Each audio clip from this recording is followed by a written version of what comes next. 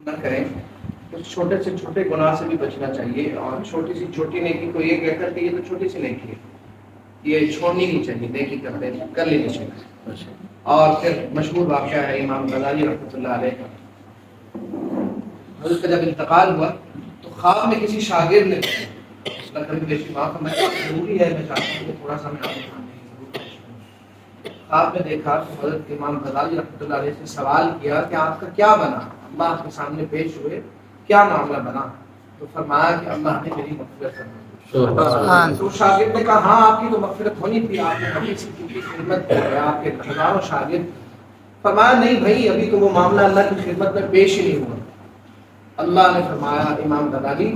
آپ ایک وقت میں قلم سے کچھ لکھ رہے تھے، کوئی کتاب کا کام کر رہے تھے، آپ نے اپنے قلم کو تھوڑی دیر وقفہ کیا صرف اس بات پر، ایک مکھی اس قلم کی نوک پر آ کے بیٹھی، اور آپ نے اس وجہ سے وقفہ کر لیا کہ اللہ کی مخلوق ہے،